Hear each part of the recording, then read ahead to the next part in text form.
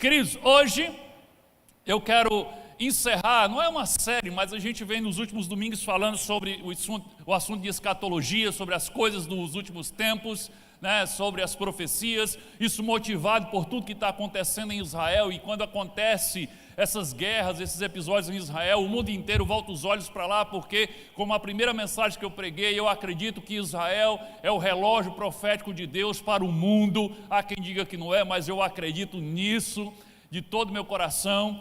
E nós temos que orar pela paz de Israel, nós temos que orar pelo bem de Israel, orar pela conversão do povo judeu. Isso vai acontecer, isso já está profetizado que vai acontecer. Hoje eu quero trazer um tema um tanto polêmico para a gente encerrar essa série, digamos assim. O tema de hoje é uma pergunta. Observe, preste bem atenção que não é uma afirmação. O tema de hoje é uma pergunta, e a pergunta é: seria o Islã a religião do anticristo? Nós estamos vendo que a guerra que está diante dos nossos olhos acontecendo nesses últimos dias é uma guerra de um grupo terrorista que é direcionado e doutrinado pelo Islã. Eles estão fazendo tudo aquilo em nome de Alá e em nome do seu profeta Maomé, não se engane. Então, por isso que a pergunta vem: seria o Islã a religião do anticristo? Eu quero deixar claro para vocês que o que eu vou compartilhar hoje não é uma afirmação categórica, mas uma hipótese, uma possibilidade real, baseada em uma linha de interpretação das profecias das coisas dos últimos tempos. E quando a gente fala de profecias apocalípticas ou de escatologia, eu tenho sempre muito cuidado de não impor a ninguém a minha interpretação, porque eu entendo que escatologia é algo muito complicado, é algo muito profundo e muitas vezes está além da nossa compreensão. Então é natural que os nossos irmãos amados em Cristo tenham interpretações diferentes a respeito dos acontecimentos do fim. Então eu sou sempre muito claro, eu não quero impor a ninguém, nem a vocês, nem a ninguém, as minhas interpretações, mas eu estou compartilhando com vocês, resultado de muito estudo, muita pesquisa. A mensagem de hoje então é resultado de uma pesquisa profunda, de muito estudo, e eu quero compartilhar com vocês para abrir os horizontes e dizer: olhe para as profecias, olhe para o que está acontecendo e esteja aberto a essa possibilidade. Então hoje eu quero trazer uma perspectiva nova para a maioria de vocês, é claro, principalmente aqueles que não me ouviram falar sobre esse tema há alguns anos, sei lá, acho que há 4, 5 anos eu ministrei alguma coisa sobre esse tema. Algumas coisas que eu falei hoje, eu vou falar hoje, eu falei. Então quem está aí nas antigas talvez lembre de alguma coisa, então você não é totalmente novidade para você. Mas eu sei que para a maioria das pessoas que vão me ouvir hoje, isso é uma novidade sobre a religião do anticristo, sobre a origem da besta, que é o reino do anticristo, ou às vezes se refere ao próprio anticristo. Vamos falar hoje sobre a marca da besta, a tão famosa marca da besta, que todo mundo me pergunta: pastor, a vacina é a marca da besta? Eu cansei de responder essa pergunta. Hoje eu vou falar sobre a marca da besta e vou falar sobre os 4 cavaleiros do Apocalipse. Espero que você não tenha nenhum compromisso antes da meia-noite. Eu escutei um amém, glória a Deus. Queridos, o motivo para essa suspeita do Islã como sendo a religião do anticristo tem a ver com algumas coisas, alguns motivos que eu tenho identificado. Primeiro motivo para essa suspeita é que existem alguns apontamentos, eu chamaria até, me atreveria a chamar de evidências. Existem algumas evidências que se encaixam com o Islã que apontam para o Islã como sendo a religião do anticristo, a religião do império do anticristo nos últimos tempos. E o segundo motivo é que o Islã, ele tem um plano claro, e esse plano não é secreto, é diante de todos os que querem ver. O Islã tem um plano claro de dominação do mundo. E este plano está sendo colocado em prática com muito sucesso diante dos olhos de todos, mas a maioria está anestesiada com o entretenimento do mundo e não está enxergando.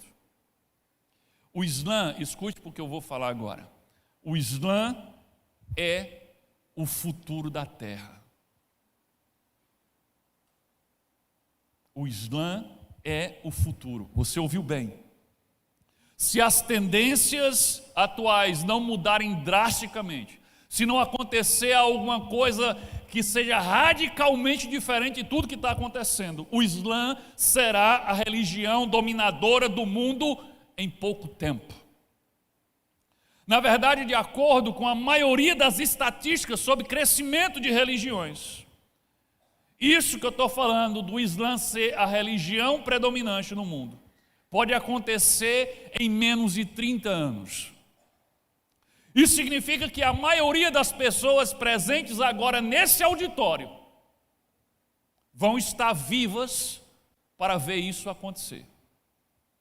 Então não estou falando de algo daqui para os nossos bisnetos, daqui a 100 anos, 200 anos, não. Eu estou falando de algo que a maioria de vocês vão testemunhar.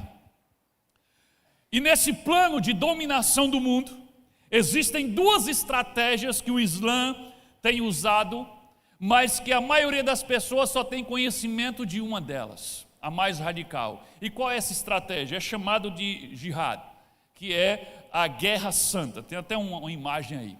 Jihad, a guerra santa. Então você já deve ter ouvido falar sim nesse termo. Tem até um grupo terrorista lá na faixa de Gaza, aliado lá ao Hamas, que andou fazendo uns ataques também, que chama Jihad Islâmica. É a guerra santa do islamismo contra os infiéis, para punir os infiéis e converter aqueles que tiverem medo.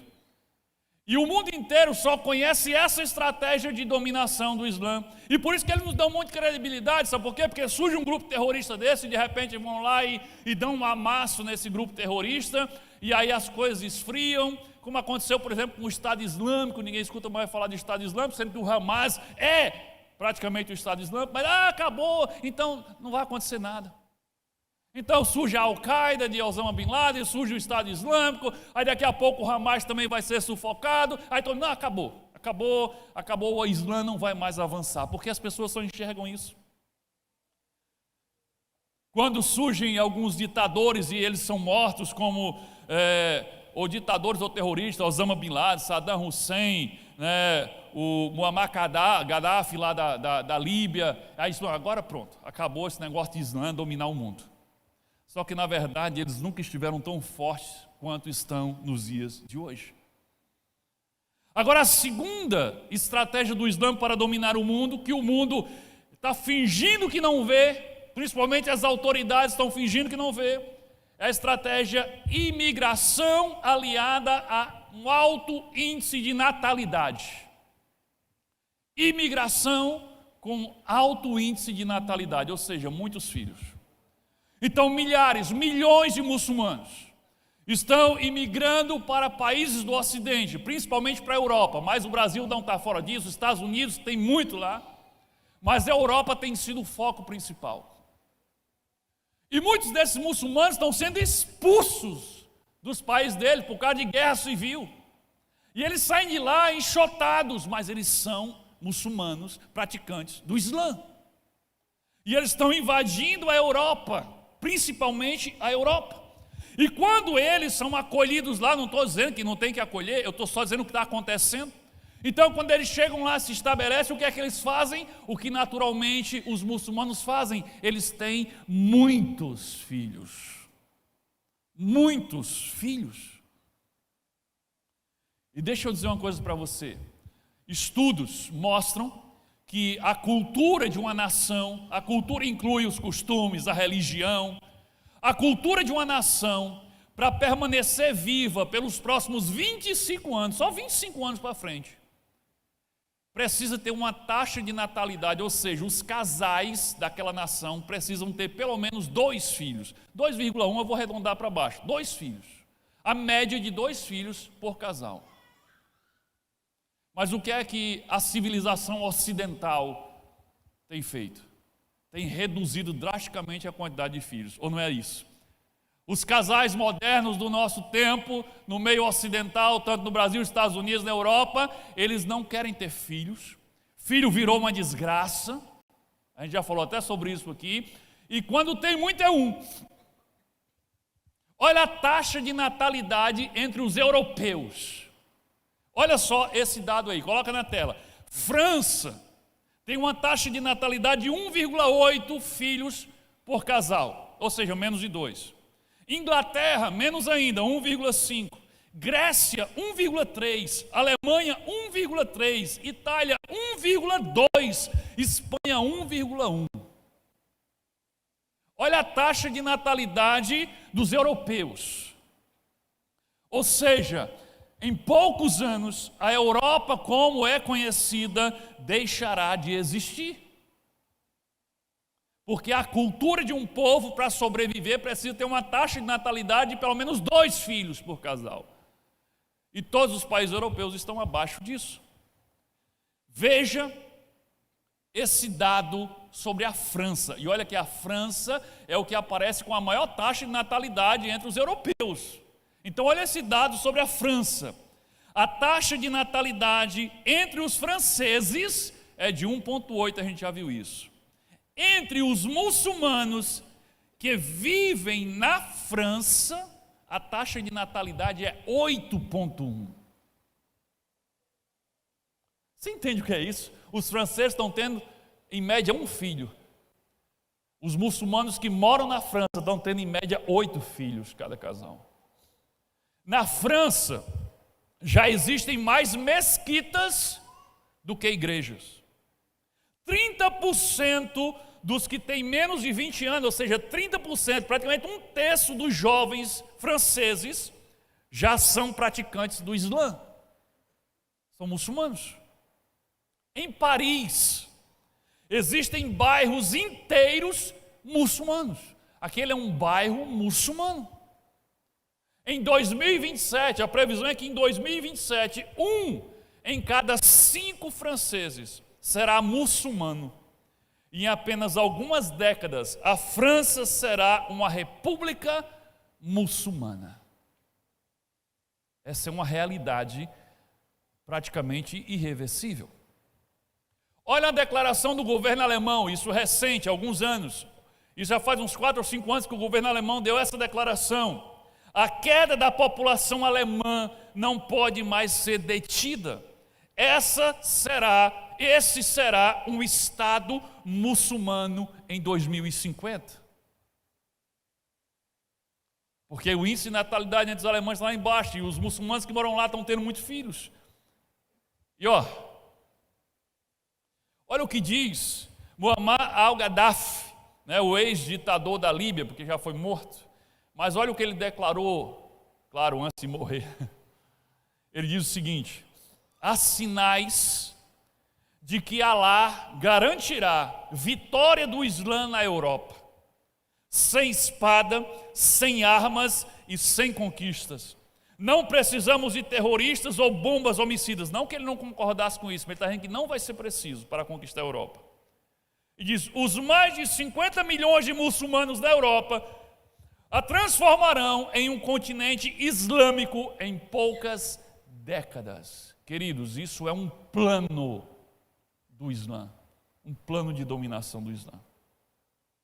Isso está acontecendo diante dos nossos olhos.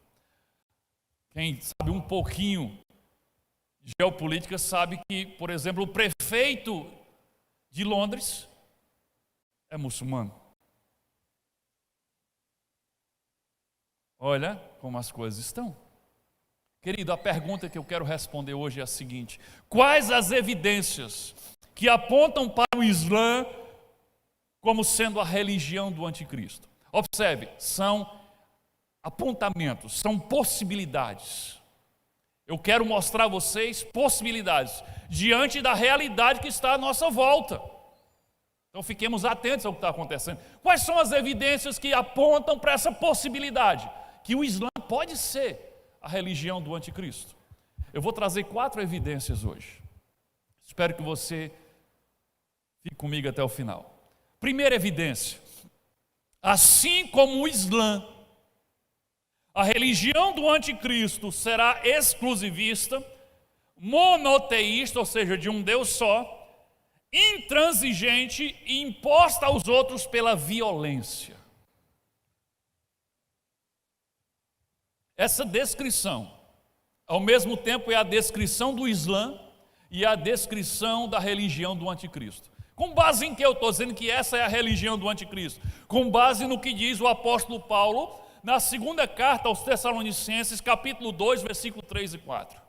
Quando ele fala sobre o anticristo, o homem do pecado que virá, ele diz assim: ninguém de maneira alguma vos engane, porque não será assim, sem que antes venha a apostasia e se manifeste o homem do pecado, o filho da perdição. Ele está falando aqui do anticristo. Ele diz: o qual se opõe, olha só, o anticristo, quando ele vier, ele vai se opor a quê? Se opõe e se levanta contra tudo o que se chama Deus, ou se adora, de sorte que se assentará como Deus, no templo de Deus, querendo parecer Deus.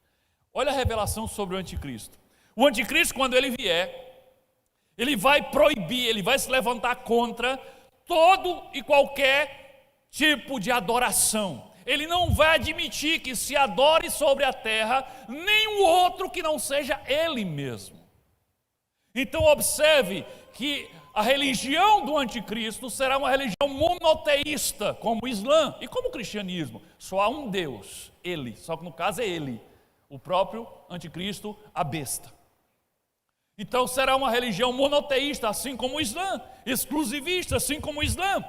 A religião do anticristo, ao contrário do que muitos pensam, não vai ser um ecumenismo global. O ecumenismo global que está sendo implantado não é para ser a religião do anticristo.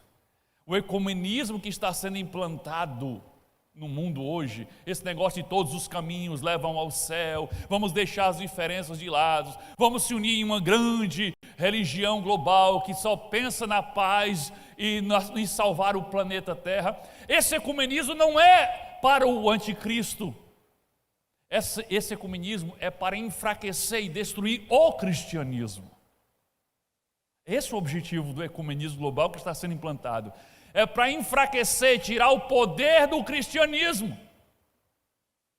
Mas quando o anticristo vier, quando a besta, o anticristo vier, o mundo saberá o que é uma religião intransigente e violenta, como as pessoas do Oriente Médio já sabem através do Islã.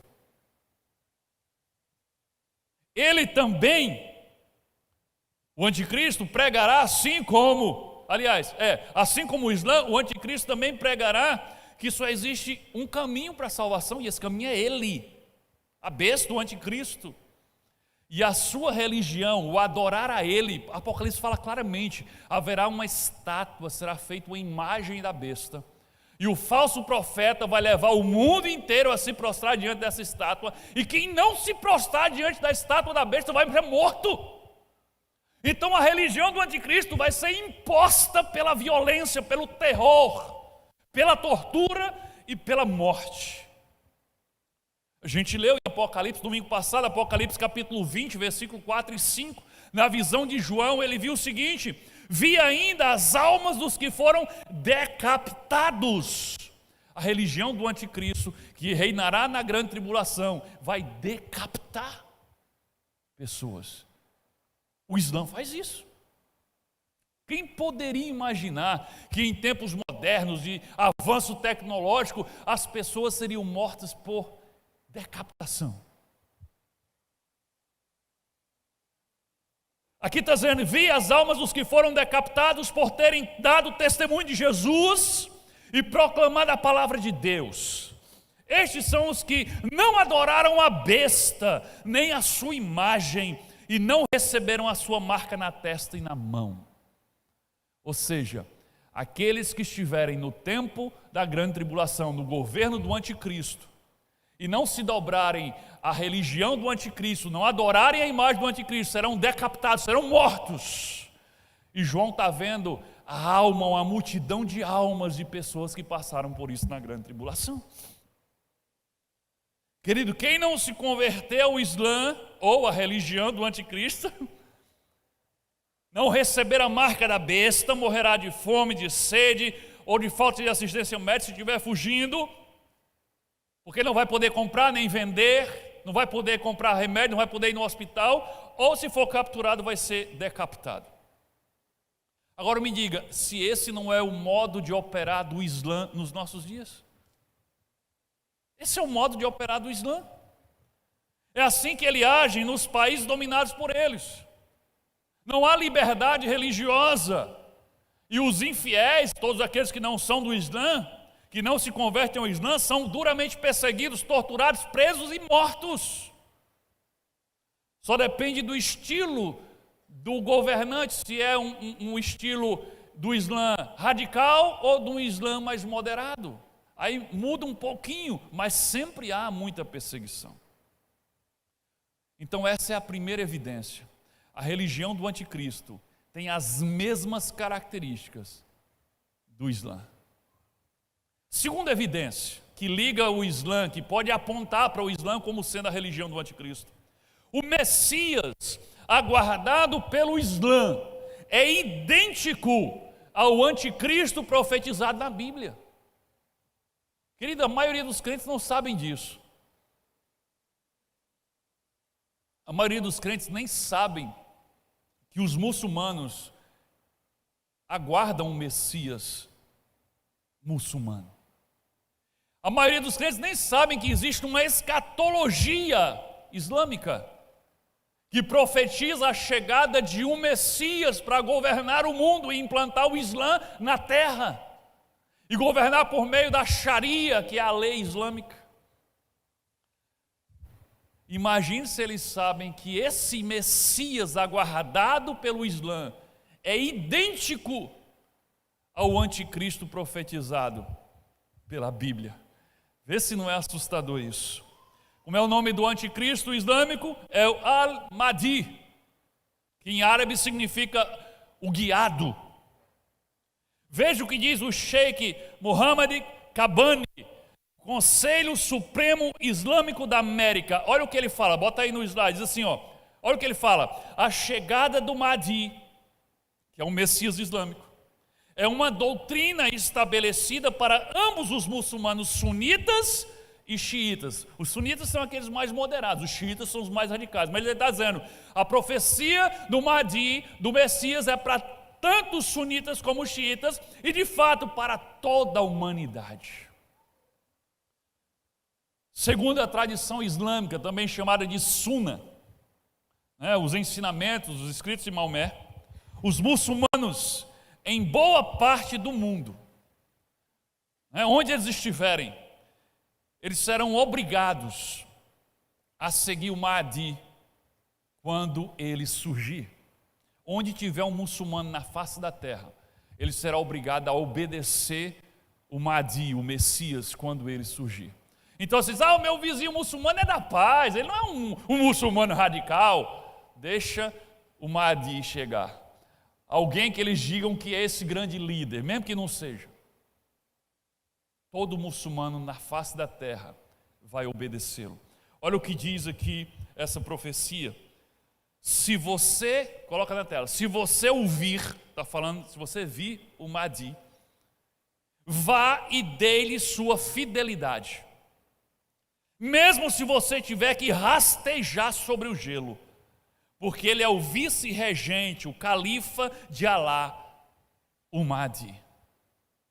Está dizendo para os muçulmanos: no dia que você ouvir, dê a ele a sua obediência completa, mesmo que você tenha que rastejar sobre o gelo. Então veja, os muçulmanos do mundo inteiro darão a Mahdi a sua obediência incondicional. Querido, você vê isso acontecendo. Os muçulmanos, o Islã é religião de paz. Ok.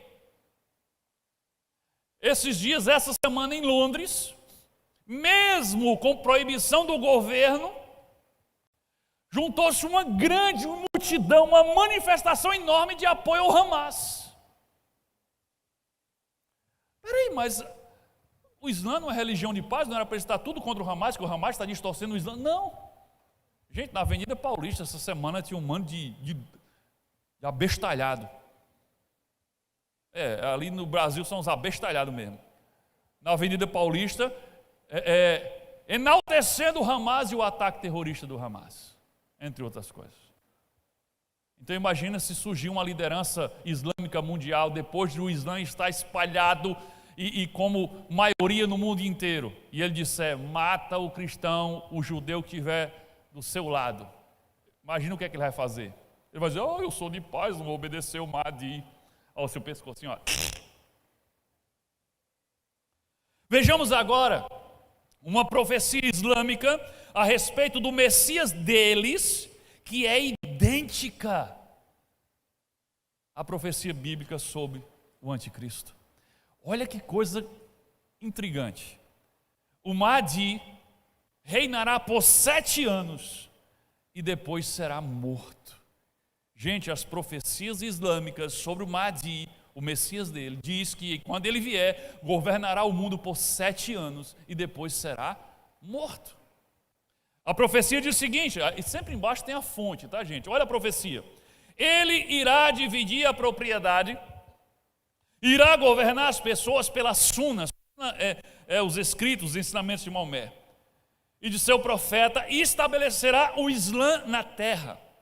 Ele irá permanecer por 7 anos, então morrer, e os muçulmanos orarão sobre ele. Aí quando eu lembro do profeta Daniel, no capítulo 9, versículo 27, quando ele diz que quando o anticristo vier, ele vai fazer uma aliança e vai governar por 1 semana de anos, que são o quê? 7 anos, e no final ele vai ser morto por Cristo na sua volta. Vê se isso não encaixa perfeitamente com a expectativa e as profecias do Islã sobre o Messias dele. É como se eles estivessem falando do anticristo da Bíblia. Então essa é a segunda evidência. O Messias islâmico é idêntico ao anticristo da Bíblia. Terceira evidência. Agora vamos começar a aprofundar as coisas. Os 4 cavaleiros do Apocalipse se encaixam perfeitamente no Islã. Pode até ser que não seja, mas se encaixa direitinho no Islã. E eu vou mostrar isso para você agora. Mas quem são os 4 cavaleiros do Apocalipse? Já se arrepiou todinho, não foi agora? Os 4 cavaleiros do Apocalipse. Os 4 cavaleiros do Apocalipse, que estão descritos lá no capítulo 6 de Apocalipse, eles são símbolos, tá? Entenda, não é um cavalo mesmo, mas aquele cavalo, um cavaleiro que vem montado no cavalo, ele representa os tempos de provação, de destruição, de morte, de aflição que virão sobre a terra no tempo da grande tribulação. À medida que os selos são abertos, os cavalos são apresentados, e agora vem sobre a terra isso, e vem sobre a terra aquilo, e eles são representados como cavalos com os seus cavaleiros. Então, qual é o primeiro cavalo ou o primeiro cavaleiro do Apocalipse? É aquele que vem montado no cavalo branco. Apocalipse capítulo 6, versículo 2. O texto diz assim: olhei, e diante de mim estava um cavalo branco. Seu cavaleiro empunhava um arco, e foi-lhe dado uma coroa, e ele cavalgava como vencedor, determinado a vencer. Ele não é um vencedor, mas ele cavalgava como um vencedor, e determinado a vencer. Em outras versões diz, como um conquistador e determinado a conquistar. Quem é, no Apocalipse, esse cavaleiro montado no cavalo branco? Tem gente que, quando faz uma leitura rápida, diz, é Jesus, porque Jesus não vai vir montado no cavalo branco. Mas esse não é Jesus. Esse aqui é uma imitação barata, pirateada de Jesus. Jesus vai vir no capítulo 19 de Apocalipse, ele vem montado num cavalo branco, mas ele tem os olhos como de fogo, ele tem não um arco na mão, mas uma espada na mão, e ele tem um manto manchado de sangue, porque ele venceu, porque morreu a nossa morte. Esse cavalo branco que aparece no capítulo 6 de Apocalipse é o anticristo, é um falso Cristo. E ele vem com a coroa, porque ele vem para reinar, mas por pouco tempo, e ele vem como um vencedor. E muitos vão olhar para ele como sendo o Messias mesmo. E a gente está vendo a situação? Então o cavalo branco é semelhante à descrição do Cristo verdadeiro, de Apocalipse 9, só que esse não tem um manto sujo de sangue, nem tem uma espada na mão. Então esse é o anticristo. Agora pensa comigo, gente. Aliás, mais do que pensar comigo, pasmem vocês. Pasmem. Muitos líderes e estudiosos do Islã acreditam, olha isso, acreditam que o cavaleiro montado no cavalo branco de Apocalipse 6 é o Al-Mahdi, o Messias islâmico. Você está entendendo o que eu estou dizendo? Existem estudiosos e líderes do Islã que acreditam que o anticristo do cavalo branco, do capítulo 6 de Apocalipse, é o Messias islâmico. Eles dizem isso. Isso é realmente assustador. Aí você diz, mas eu nem sabia que o Islã acreditava na Bíblia. Eles não acreditam na Bíblia. Para o Islã, a Bíblia é um livro que foi corrompido, distorcido e adulterado pelos judeus e pelos cristãos. Porém, existem algumas porções da Bíblia que eles consideram que ainda estão intactas, que não foram distorcidas pelos judeus nem pelos cristãos. E eles chamam essas porções da Bíblia de israelite. As porções da Bíblia que estão inalteradas. E tem até alguns líderes islâmicos que se dedicam ao estudo da israelite, para estudar e ensinar aos muçulmanos essas pequenas passagens da Bíblia que, segundo eles, não foram distorcidas nem alteradas pelos judeus nem pelos cristãos. Kabi Ali Abba é a maior autoridade islâmica nessas passagens bíblicas. E olha o que esse camarada diz. Coloca aí no slide. Olha o que ele diz. Ele diz, eu vejo o Mahdi registrado no livro dos profetas. Ele está falando da Bíblia. Por exemplo, o Apocalipse diz, aqui ele está citando o Apocalipse 6, ele diz, o Apocalipse diz, e vi e contemplei um cavalo branco, é o que a gente acabou de ler. Vi e contemplei um cavalo branco. Aí ele diz, ele está falando do Mahdi, ele está assentado nele, no cavalo branco. Veio adiante conquistando e para conquistar. Esse líder islâmico estudioso islâmico está dizendo, quando eu leio Apocalipse 6, que fala de um cavaleiro vindo montado num cavalo branco, conquistando e para conquistar, eu vejo ali o Al-Mahdi, o nosso Messias. Então eles não são só semelhantes, mas o Islã acredita que é ele, ou pelo menos parte dos líderes islâmicos acreditam nisso. Então, querido, esse é o primeiro cavalo, o primeiro cavaleiro, e ele se encaixa perfeitamente com o Islã, e o Islã ainda reivindica que se trata do seu Messias. Qual é o segundo cavalo do Apocalipse? O cavalo e o seu cavaleiro é o cavalo vermelho. Também se encaixa perfeitamente com o modo de operar do Islã. Apocalipse capítulo 6, versículo 4. Então saiu outro cavalo. A visão de João. Então saiu outro cavalo, e este era vermelho. Seu cavaleiro recebeu poder para tirar a paz da terra e fazer que os homens se matassem uns aos outros. E lhe foi dada uma grande espada. Esse cavalo vermelho representa as guerras, os massacres que acontecerão no tempo da grande tribulação. Vê se não é isso que o Islã faz quando ele domina: guerra, matança, massacre, terror. Qual é o terceiro cavalo? É o cavalo preto.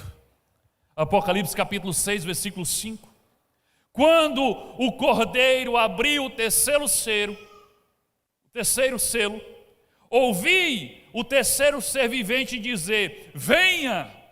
Olhei e diante de mim estava o cavalo preto. Seu cavaleiro tinha na mão uma balança.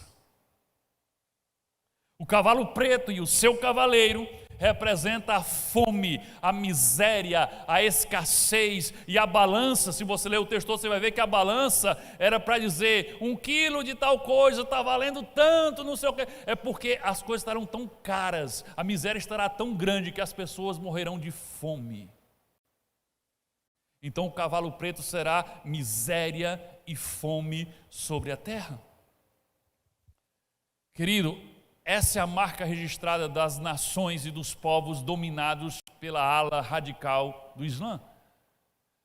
Se é aquela ala que os próprios muçulmanos consideram como infiéis, que são os moderados, como por exemplo lá os sheiks, né, na Arábia Saudita, no Catar, nos Emirados Árabes, que são do Islã, vocês dizem: lá é muita fartura, é muita riqueza. Só que os islâmicos radicais consideram eles como prostitutas espirituais. Eles não consideram eles como fiéis, porque estão se prostituindo com o Ocidente. Agora, as nações que são dominadas pela área radical do Islã, a miséria impera,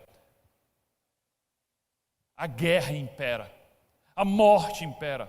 Vai ver a Síria, a miséria que não está, e os milhares e milhares de pessoas que não param de fugir de lá, pela fome, pela guerra. Gaza, a faixa de Gaza, que é dominada desde 2006, controlada pelo Hamas, que é um grupo islâmico radical. Miséria. Mesmo o mundo inteiro mandando sempre para lá ajuda humanitária, recurso, o que é que eles fazem? Em vez de comprar comida, em vez de comprar remédios, em vez de construir hospitais, em vez de construir escolas, o que é que eles fazem? Eles constroem túneis, eles compram combustível para foguete, eles constroem foguetes para quê? Para jihad, para batalha, para a guerra santa deles. E o povo na vida miserável. O cavalo preto tem tudo a ver com a forma de agir do Islã. Se encaixa perfeitamente. E qual é o quarto cavalo? Nós já vimos o primeiro branco, o segundo vermelho, o terceiro preto. E qual é o quarto cavalo? O cavalo amarelo. Apocalipse capítulo 6, versículo 8. Olhei, João diz: olhei, e diante de mim estava o cavalo amarelo. Seu cavaleiro chamava-se Morte, e o Hades o seguia de perto, o inferno. Foi-lhes dado poder sobre 1/4 da terra para matar pela espada, pela fome, por pragas e por meio dos animais selvagens da terra. Aqui tem uma dica importante. Esse símbolo de que matava por meio dos animais selvagens e por meio da espada, querido, essa era a forma que se matava cristãos no tempo de João. Nos coliseus, saltavam-se as feras. Então aqui o cavalo amarelo é morte, mas é uma perseguição religiosa, morte aos que não são da religião do anticristo. Era assim que os cristãos estavam sendo mortos no tempo de João. Aqui é um símbolo que indica perseguição religiosa. E o que é que o Islã faz quando ele domina? Perseguição religiosa. Atrocidades com aqueles que não são do Islã, com os infiéis, morte para eles, ódio para eles, terror para eles. Querido, você faz ideia do que é que o Hamas fez em Israel no dia 7 de outubro? Tem muita gente que não faz ideia. Sabe por quê? Porque Israel tem uma política diferente do restante do mundo. Se fosse no Brasil, estavam as imagens do povo esquartejado, das mulheres estupradas, das crianças mortas, estava rolando na internet um monte de imagem. Mas Israel não. A política de Israel é: nós não vamos ofender a memória do nosso povo que foi massacrado. Nós não vamos constranger as famílias dessas pessoas mortas, expondo as fotos e os vídeos deles sendo mortos por esses terroristas. Então você procura na internet imagens do ataque do Hamas, e o máximo que você vê é eles com as armas entrando no condomínio. Foi condomínio, gente. Kibbutz eram condomínios de civis, de famílias. O que é que o governo de Israel fez esses dias? O governo de Israel fez uma compilação de imagens, porque os terroristas, quando entraram nesses condomínios, eles carregavam aqui no corpo câmeras. Eles entraram para filmar a barbárie que iam fazer, porque aquilo era o que orgulha eles. Só que alguns desses terroristas foram mortos e junto com eles ficaram as câmeras. Israel teve acesso às câmeras dos terroristas, que filmou o que eles fizeram, além das câmeras de segurança desses kibbutz. E pegaram as filmagens do que os terroristas do Hamas fizeram no dia 7 de outubro. Fizeram um compilado sem censura, sem tarja preta, sem desfocar, e fizeram um filme de 40 minutos. E mandaram para embaixadas de várias partes do mundo. Estados Unidos e Brasil receberam. E as embaixadas israelenses convidaram repórteres para entrarem numa sala de cinema, sem celular, sem nada que pudesse gravar, para que eles, somente eles, assistissem 40 minutos do que aconteceu em Israel no dia 7. Não sei se você chegou a ver essa reportagem, mas tem uma filmagem do lado de fora da sala do cinema nos Estados Unidos. E os repórteres saíram lá de dentro da sala correndo, passando mal. Um homem estava infartando, uma mulher passando mal, dando água para ela, e eles saíram de lá querendo vomitar, e eles não aguentaram ficar até o final para assistir. Outros precisaram de psicólogos, especialistas em traumas, para tratar a mente deles depois de assistirem aquele vídeo. E ainda tem gente que se levanta para defender o Hamas. Deixa eu dizer uma coisa para você, um dos relatos desses repórteres que assistiram, porque eles podem falar, eles só não têm como mostrar porque eles não puderam gravar. Mas um dos relatos falava de uma casa, num condomínio que eles entraram. Imagina a situação daquela mulher. Eles mataram o marido dela na frente dela. Mataram ele. Começaram a estuprar a mulher, filmando. E pegaram o bebê dela, vivo, colocaram no forno e começaram a assar. Botaram o bebê dela para assar no forno, enquanto ela era estuprada e o marido morto ao lado. Quando terminou de assar o filho, mataram ela também. Esse nível de terror que o Islã, por meio do Hamas, levou a Israel, e não se engane, vai levar ao mundo inteiro. Bom, mas você diga assim: mas ele não é o anticristo.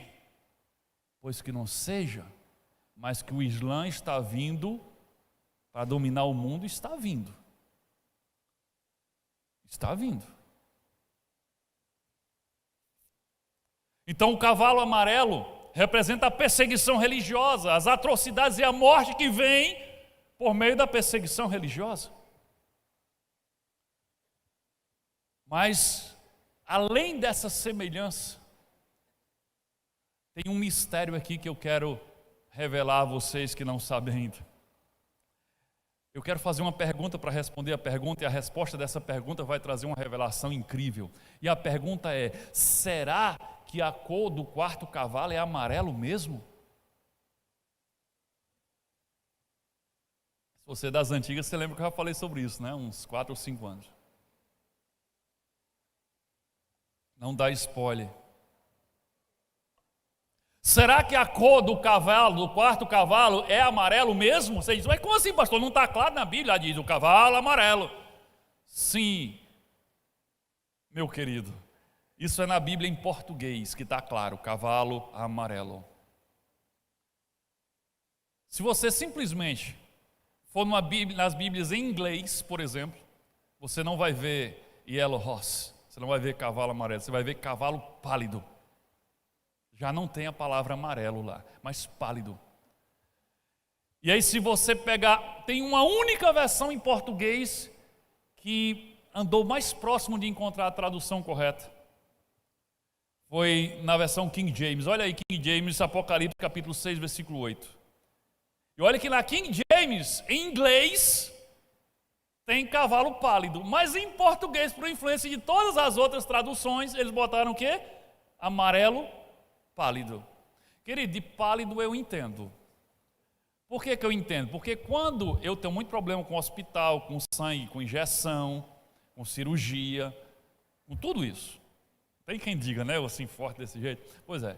Então eu dou biloura quando eu chego no hospital. E toda vez que eu chego no hospital, que eu dou uma biloura, sabe o que é que as enfermeiras... Primeiro quem percebe são elas, não sou eu. Mas sabe o que é que as enfermeiras dizem? O senhor está bem? Eu disse, por quê? Elas dizem assim, porque o senhor está ficando verde. Quando eu começo a passar mal e dá aquele, sabe, vem aquele suor frio que vem dos pés para a cabeça, assim, aí você começa a suar, eu começo a ficar pálido, passando mal, eu fico esverdeado. Não é amarelado, eu fico esverdeado. Mas eu não posso falar apenas com base na minha biloura, né? Vamos consultar, e também com base no inglês também não, porque a Bíblia foi escrita em inglês, gente, originalmente. Não, ela foi escrita originalmente em português? Não. O Novo Testamento, o Apocalipse foi escrito em que língua originalmente? João escreveu em que língua? Grego. Então vamos olhar o texto no grego. Quando a gente olha esse texto no grego, a palavra que está lá, que foi traduzida por amarelo, é a palavra chloros. Coloca aí, gente. Chloros, a palavra grega. E sabe o que significa, pasmem? Chloros significa verde ou esverdeado. Não tem nada a ver com amarelo. Chloros, verde ou esverdeado. Que curioso. Aí quando a gente vai no dicionário Strong, que é um dos dicionários mais conceituados e pesquisa direto nos originais da Bíblia, e você bota lá no Strong para ver quais são os outros textos no Novo Testamento que aparece a palavra chloros. Vamos ver, gente, se nos outros textos em que aparece chloros é traduzido também como amarelo. Aí o Strong diz, só tem 4 textos no Novo Testamento que aparece a palavra chloros. Um é o que a gente leu do cavalo amarelo, e tem outros 3. Olha os outros 3 textos. É claro que alguns aqui aparece essa palavra, uma pequena variação, mas é a palavra chloros. Marcos 6,39. Ali em cima tem o texto em português, embaixo tem o texto em grego.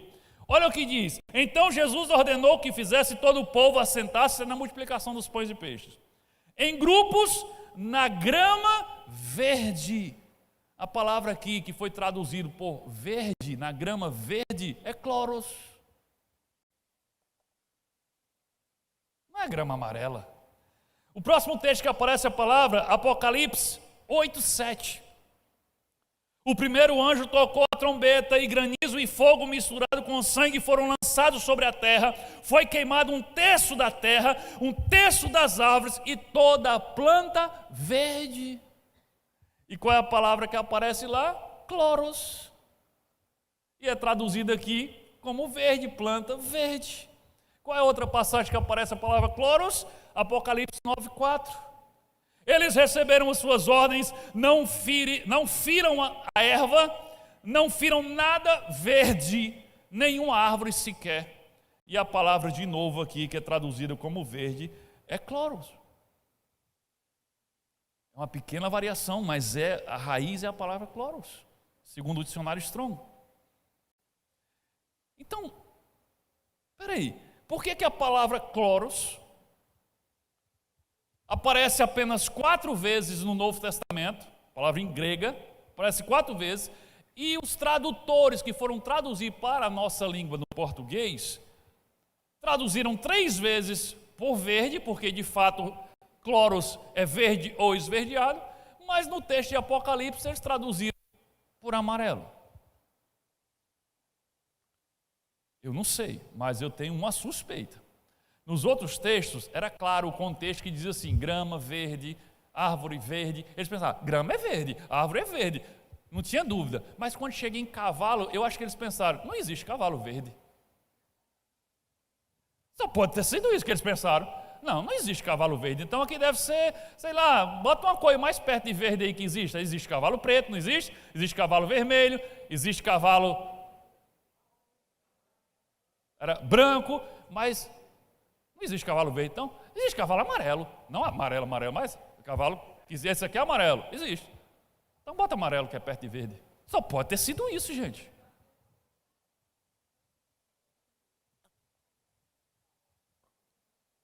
Pastor, você está dizendo que a Bíblia tem erro? Não, meu amigo, eu estou dizendo que a tradução em português dessa palavra se equivocou. A Bíblia mesmo é em grego. O texto não tem erro. Mas em língua portuguesa, quem foi traduzir deu esse vacilo e os outros que vieram depois dele foram influenciados por ele. Saíram botando amarelo, mas só King James, que já tinha traduzido em inglês como cavalo pálido, quando chega para traduzir em português, diz, para não desagradar os outros que já botaram amarelo, eu vou botar amarelo pálido. Mas você deve estar pensando assim, pastor, mas que raio de importância tem a cor do cavalo?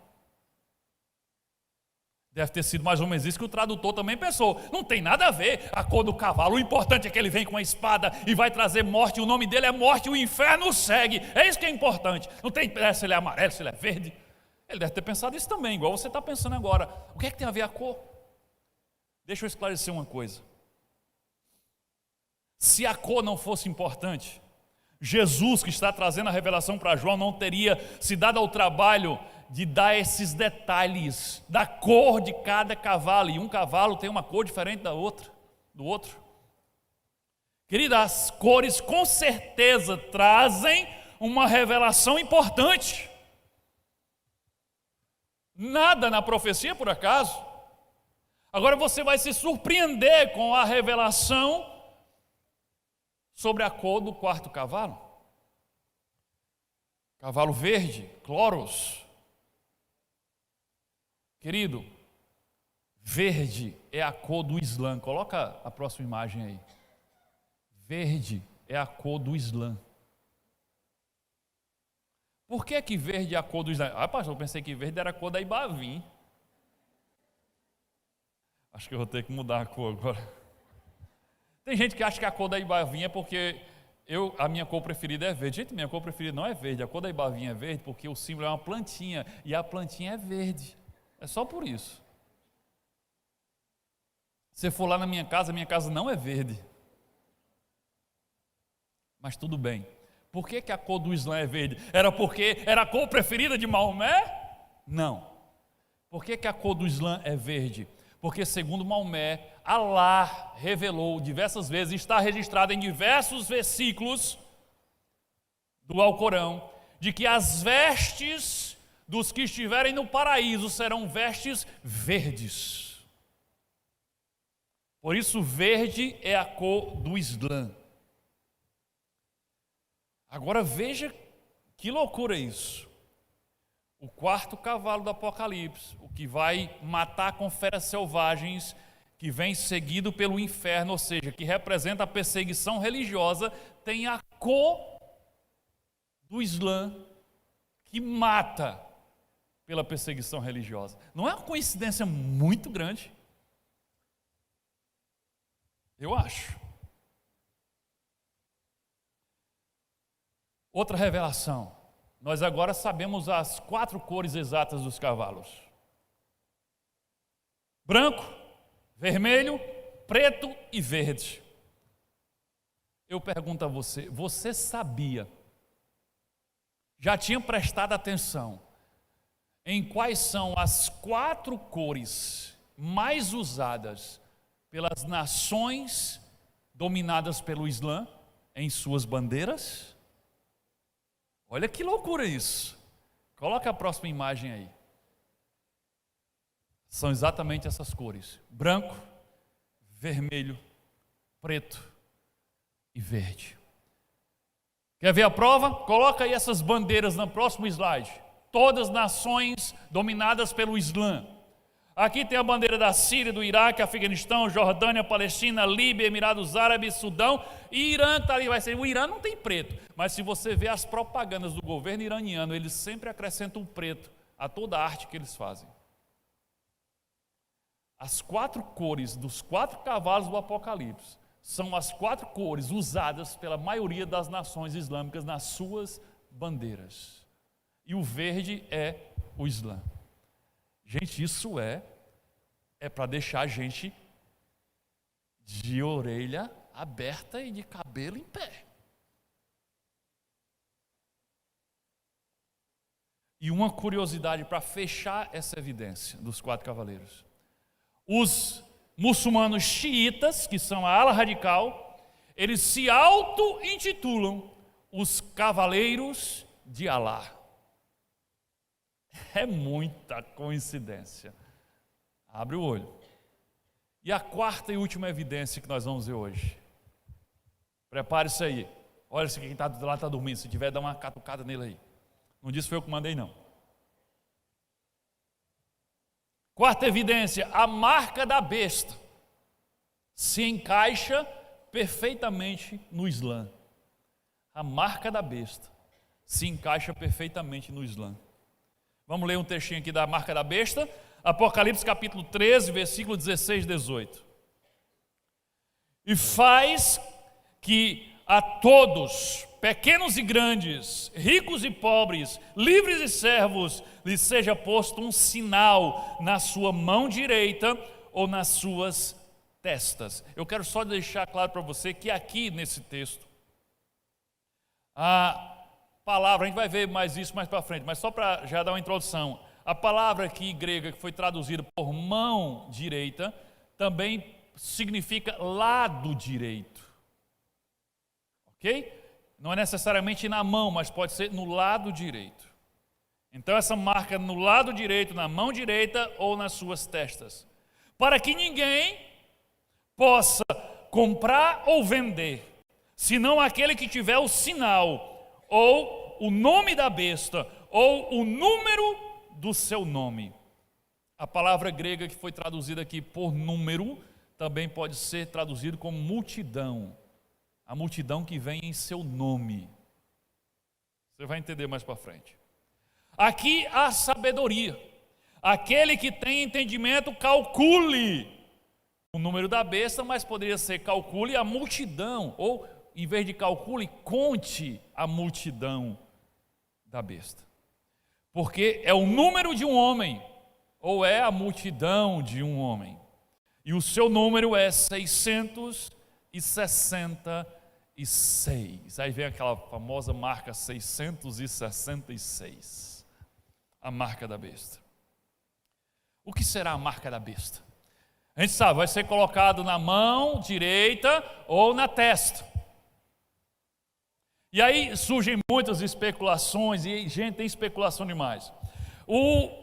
A especulação que ganha de todas é a do chip, né? Aquele chip subcutâneo que está sendo desenvolvido, que já é uma realidade em alguns lugares, está sendo implantado já em algumas pessoas, que vai ser implantado embaixo da pele, que vai ter os seus documentos, sua conta bancária, você vai chegar num canto e só bipar, pip. Aí o pessoal diz, pastor, o chip é a marca da besta? Aí eu fui pesquisei para lá e para cá, não tem nada, você não encontra em canto nenhum dizendo que o chip só pode, o corpo só, tem gente dizendo isso não é verdade. Não, o chip, ele ele, se não for colocado na mão direita ou na testa, o corpo rejeita. Isso é mentira, não existe isso. O chip pode ser colocado em qualquer canto do corpo, até no pé se você quiser. Tá? É estranho esse negócio do chip, é repulsivo, dá para desconfiar? Dá, mas é a marca da besta? Não. Aí tem gente assim, pastor, então a marca da besta é a vacina da Covid. Quando começou lá, é obrigado a vacinar, porque se você não vacinar, você não entra no supermercado. Se você não vacinar, você não pode viajar. Se você não vacinar, você não pode ir para canto nenhum, não pode fazer nada. Isso é a marca da besta. E eu dizia, gente, a vacina não é a marca da besta, mas pode ser um ensaio para submeter o povo para quando vier a marca da besta, porque o sistema vai ser esse. Se você não tiver, você não faz nada. Você não compra, não vende, né? Não come, não viaja. Mas a vacina não era a marca da besta. Eu ouvi gente perguntando se o smartphone é a marca da besta. Não, gente. Deixa eu dizer uma coisa para você. A minha resposta é a seguinte: a marca da besta implica diretamente em rejeitar a Jesus e submeter e adorar a imagem da besta. A marca da besta, aceitar a marca da besta, é uma profissão pública de fé consciente, em que aqueles que fizerem sabem o que estão fazendo.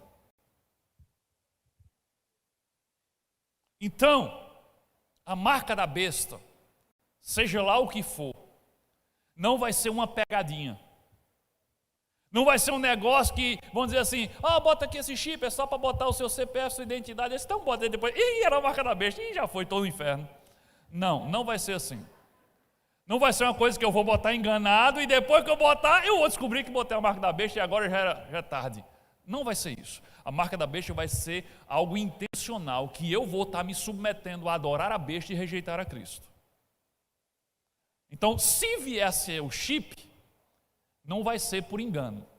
Vai dizer claramente que aquilo significa submeter o governo do anticristo à marca da besta. Mas existe uma possibilidade, uma interpretação, uma linha de raciocínio sobre a marca da besta que se encaixa perfeitamente com o Islã, que vai totalmente diferente na hora do chip, da vacina, do smartphone.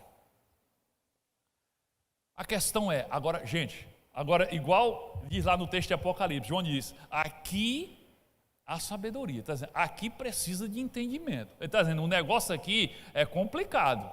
Observe, é complicado. Ele tá dizendo, aqui a sabedoria. Então, meu amigo, aqui você tem que prestar atenção. Agora a porca tosse o rabo se não for bicó. Presta atenção. Pensa comigo. E se, é uma suposição. Não me julga antes de eu chegar no final, tá certo? Vamos comigo? E se a marca da besta, escrita por João, né? Escrita por João lá com a canetinha e a tinta lá no rolo lá, escrita por João, não fosse números 666. Como assim, pastor? Deixa eu dizer uma coisa para você. No grego antigo, no grego koiné, no grego antigo, não existiam números. Era igual no algarismo romano. Igual que eu quero dizer assim, o mesmo princípio. Coloca aí algarismo romano, só para você lembrar do tempo que você estudava. Algarismo romano. Essa foi a melhor imagem que eu achei. Então, o I representa 1, aí 2I, 2, né? Aí o V, 5, o X, 10. Lembra de algarismo romano? Que uma letra representa um número. Pronto, pode tirar essa imagem feia. O que eu quero dizer é que no grego antigo, no grego que João escreveu, não existia números. Eles usavam letras do próprio grego para representar números. Então, tenham uma certeza. Quando João escreveu lá o texto original com a pena e a tinta, ele não fez um 6, outro 6 e outro 6. Ele escreveu lá 3 letras que supostamente representariam cada uma um número que somado daria 666. No manuscrito original, temos 3 supostas letras. Coloca a imagem de uma cópia manuscrita. Olha só, gente. Aqui, claro, isso aqui não foi o que João escreveu. Isso aqui é uma cópia muito antiga do texto original de João. Aqui também foi escrito com a pena e com tinta. Aqui está destacado em vermelho o 666. aquelas 3 letras gregas com aquele traço em cima, observe que não tem 3 números 6, nem está escrito 3 palavras, 666. Isso você encontra na nossa tradução em português, em inglês, mas no texto original grego são 3 letras. Agora coloca esse texto digitado, em grego, mas digitado. Então, para você ficar mais fácil entender, são aquelas 3 letras ali. Só está faltando o traço ali, porque às vezes na digitação do grego ele não é completamente fiel como lá na escrita. Então veja bem, os tradutores pegam esses textos originais e vão traduzir e imaginam que João só podia estar escrevendo números aqui. E aí, olha o próximo slide. Aí eles pegam as letras gregas e o que é esse em forma de X, ele representa 600. O quis, que é essa cobrinha que parece um E, ele representa 60. E o sigma, que é esse que parece um S no final, representa 6. Então eles pensaram, então João está escrevendo 3 letras gregas que somadas 666. Então essa é a marca da besta. Mas se você pesquisar sobre esse assunto, você vai ver que havia divergência. Tem uma linha de teólogos que acreditam que o que João tinha escrito não era 666, mas era 616. Então nem o 666 é unanimidade. Mas deixe-me levar você a raciocinar. E se João não estivesse escrevendo letras gregas para simbolizar números? Você viu lá que não está muito claro lá na escrita. E se ele tivesse, em vez de escrevendo letras, ele tivesse desenhando um símbolo que ele viu na testa e no lado direito dos seguidores da besta? E que esse símbolo que ele está desenhando pareça com 3 letras gregas, e por isso os copistas e os tradutores pensaram, são números. Você sabe, pastor, é muita especulação, mas deixa eu mostrar para você, calma. Queridos, há alguns anos, um ex-terrorista muçulmano se converteu a Jesus Cristo. De verdade. E começou a estudar as Escrituras. E quando ele estava estudando Apocalipse e vendo os textos originais em grego do Apocalipse, ele se deparou com aquela imagem. Volta aquela imagem lá do manuscrito. Volta a imagem do manuscrito. Ele se deparou com aquela imagem lá. E quando ele olhou para aquele manuscrito, ele não viu ali 3 letras gregas. Ele tomou um susto imenso. Ele, como muçulmano, muçulmano, terrorista, ele viu um símbolo que ele já tinha usado muitas vezes na testa e no braço, quando olhou para aquilo ali. Ele viu um símbolo árabe islâmico ali. Ele viu 2 espadas cruzadas e a palavra Bismillah. Coloca aí, lá na frente, aí. Gente, aqui são os símbolos, esse símbolo em árabe. É o símbolo, as 2 espadas, tem aqui, vocês naquela posição, o E está para cima com aquele traço, e ali ele está deitado com o traço em cima. Mas também existe essa forma de colocar em que o E está aqui, na mesma posição de lá. É muito semelhante. Quando o muçulmano olhou para isso, o ex-muçulmano olhou para isso, ele se assustou e ele reconheceu. Isso aqui não é um número, isso aqui é a marca que eu usava na testa e no braço, quando era terrorista. E a frase Bismillah significa em nome de Alá, e 2 espadas cruzadas.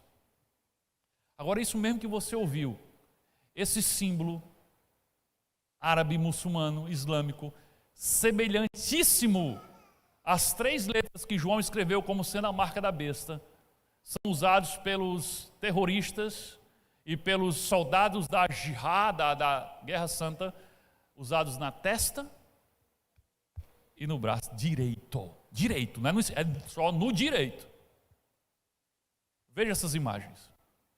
Você deve ter visto esses dias, quando passa a imagem do Hamas, eles usam uma faixa verde na testa que tem esses escritos, entre outras coisas está esse escrito, e também no braço.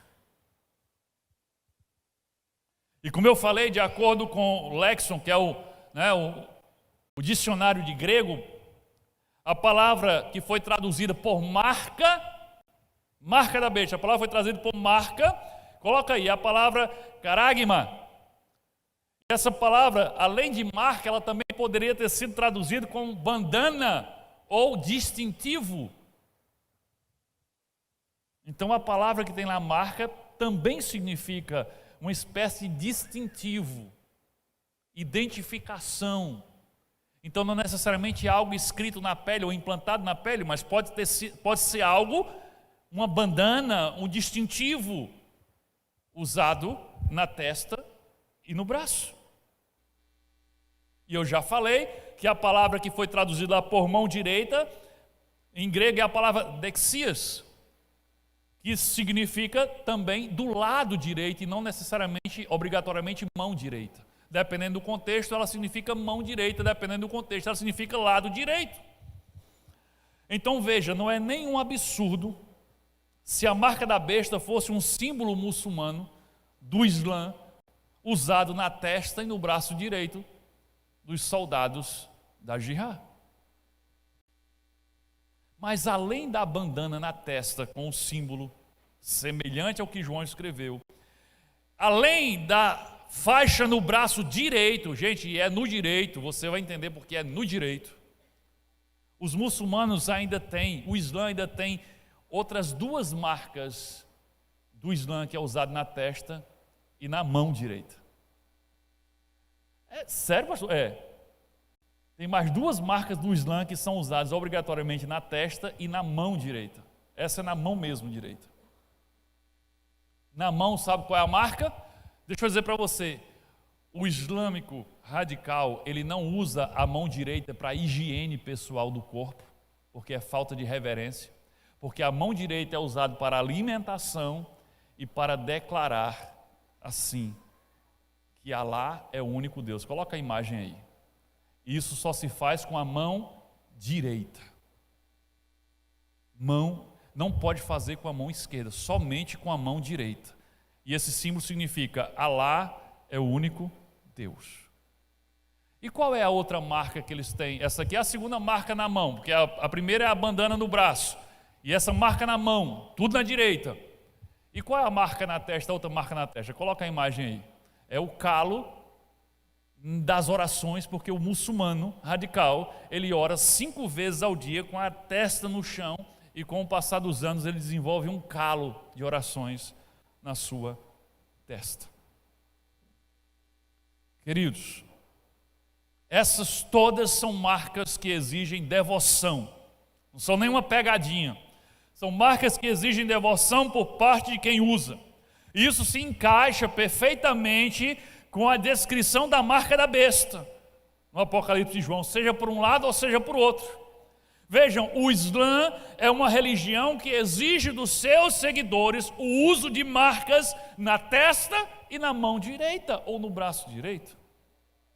Seja o calo das orações ou a bandana dos terroristas, dos soldados, seja a mão indicando que Alá é o único Deus, ou a faixa no braço, dizendo em nome de Alá.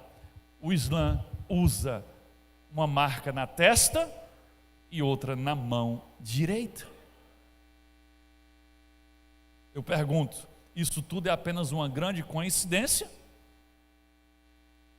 Então se levanta a questão: teria Deus levantado no nosso tempo um ex-muçulmano, convertido ele a Jesus Cristo, e feito ele ver o texto original para que ele enxergasse ali o símbolo que ele havia usado na testa e no braço, no tempo que era um seguidor de Alá e do Islã? para que trouxesse revelação nesses últimos dias? Isso faz algum sentido? Para mim, isso faz sentido. E o que eu quero dizer? Fiquemos atentos. É isso que eu quero dizer. Eu não quero que vocês saiam daqui dizendo que o Islã é a religião do anticristo, nem que a marca da besta é esse símbolo usado pelos terroristas do Hamas na testa, no braço, ou o calo de oração, ou a mão levantada. Não quero que você saia daqui dizendo que o quarto cavalo é o cavalo do Islã, nem que os 4 cavalos representam as nações islâmicas. Mas eu quero que vocês saibam que essa é uma possibilidade real. Eu quero que vocês fiquem atentos aos acontecimentos dos últimos dias e às profecias a respeito desses acontecimentos, para que não sejam pegos de surpresa. Mas acima de tudo, saibam que este é um tempo. Estamos vivendo o tempo dos últimos dias. Nós somos a igreja de Laodiceia. E esse é um tempo de se voltar para Deus. E esse é um tempo de se arrepender dos seus pecados. Porque lá em Apocalipse 3:19, Jesus começa dizendo: arrependam-se dos seus pecados. E no 20 ele diz: e eis que estou batendo a porta de vocês. Ou seja, eu estou chegando. Ele está falando isso para Laodiceia, a igreja do último tempo. Ele está dizendo: arrependam-se dos seus pecados. Então esse é um tempo de nos voltarmos para Deus. Mais importante do que descobrir quem é o anticristo, mais importante do que descobrir qual é a marca da besta, é arrependermos dos nossos pecados, nos voltarmos para Deus, receber a Jesus como nosso Senhor e Salvador. Por quê? Porque nem a besta, nem Satanás pode matar a alma daquele que está em Cristo Jesus. Amém? Que Deus nos abençoe em nome de Jesus. Maranata, ora vem, Senhor Jesus.